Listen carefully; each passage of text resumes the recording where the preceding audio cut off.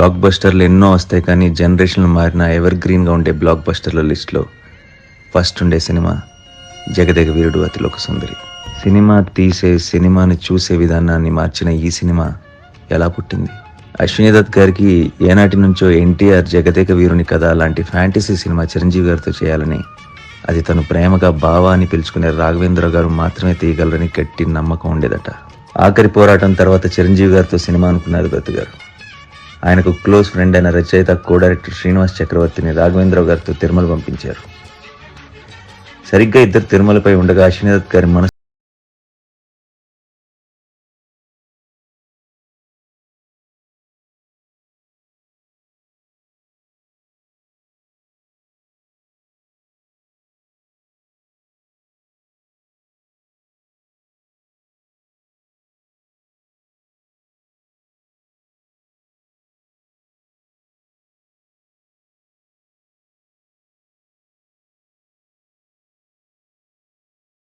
Vyjayanthi movies ఆఫీస్లో రచయితల కుంభమేళా ప్రారంభమైంది. ఎండమూరి వీరేంద్రనాథ్ గారు జంధ్యాల గారితో మొదలై సత్యమూర్తి గారు, విజేంద్ర ప్రసాద్ గారు, తమిళ రచయిత క్రేజీ మోహన్ గారు, ఇలా ఇంతమంది రచయితల సైన్యం సిద్ధమైంది. అంతేకాదు చిరంజీవి గారు కూడా 4 రోజుల పాటు అక్కడికి వెళ్ళి కథా చర్చల్లో పాల్గొని తన సలహాలు కూడా ఇచ్చేవారు.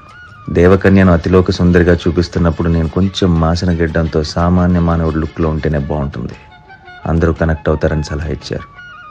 ఇంకోవైపు బాంబేలో తన కాస్ట్యూమ్స్ తానే స్వయంగా డిజైన్ చేసుకుని కుట్టించడం మొదలుపెట్టారు శ్రీదేవి గారు.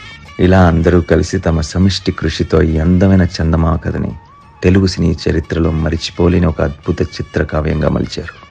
చరిత్రను సృష్టించిన ఈ సినిమా ఇంత ఈజీగా అయిపోయింది అనుకుంటున్నారా? లేదు మానవ, చాలా జరిగినాయి. Stay tuned.